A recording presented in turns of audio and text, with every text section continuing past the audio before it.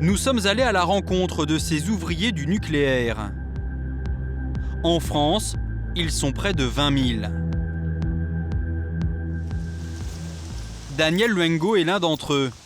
En ce moment, c'est à la centrale de Saint-Laurent-des-Eaux, dans le Loir-et-Cher, qu'il travaille. Il assemble des échafaudages. Sa vie, il la passe sur les routes, tous les 2 mois, de centrale en centrale.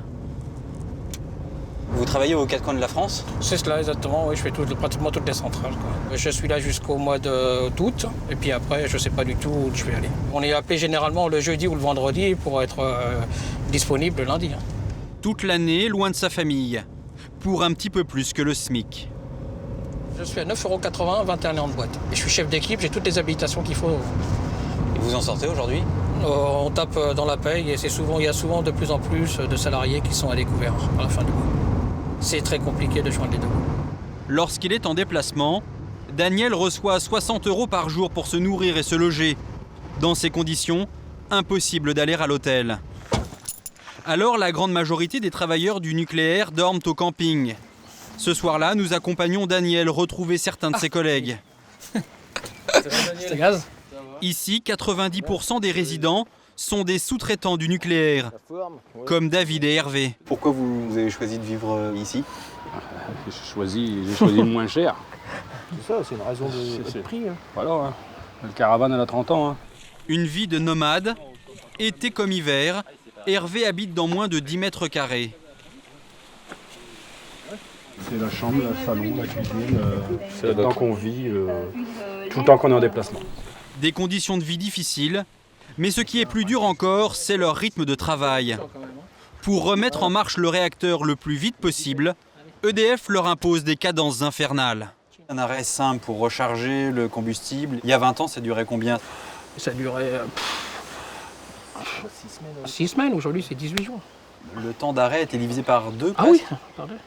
Et vous avez le même... Ah bon, on a le même boulot, voire même plus, puisqu'il y a de plus en plus de contraintes et de réglementations. Donc, j'ai vu les durées de maintenance se réduire, j'ai vu la pression se durcir. Eux, ils veulent tout de suite. C'est L'arrêt commence, il faut bientôt que lundi, tout soit fini. Pour gagner du temps sur les opérations de maintenance, jusqu'à quel point peut aller EDF ? Peut-elle faire passer la rentabilité avant la sûreté nucléaire ? Dans la nuit du 27 décembre 1999, la tempête Martin fait rage. Des vagues de la Gironde passent par-dessus les digues de protection du site. Des galeries souterraines de la centrale sont inondées. Les réacteurs 1 et 2 sont touchés. Plusieurs équipements de sécurité se retrouvent noyés. Le directeur de la centrale, Étienne Dutheil, nous emmène sur les lieux. C'est ici que l'eau a submergé l'enceinte de protection. Alors, pour rendre la centrale plus sûre, EDF a rehaussé la digue, rajouté des rochers et construit ce mur par houle. Ce qui fait qu'aujourd'hui, le sommet de la digue, là, il est à 3,30 m de plus que n'était la digue de 1999. Ces travaux ont coûté 9 millions d'euros. Et il y en aura bien d'autres à venir, car les réacteurs nucléaires français commencent à vieillir. Comme le réacteur numéro 1 du Blayais, âgé de 30 ans. EDF va donc devoir dépenser beaucoup d'argent en travaux pour qu'ils continuent à fonctionner et pour maintenir leur sûreté. Environ 50 millions d'euros par réacteur. Mais pourquoi EDF fait-elle le choix de prolonger la vie de centrales vieillissantes ?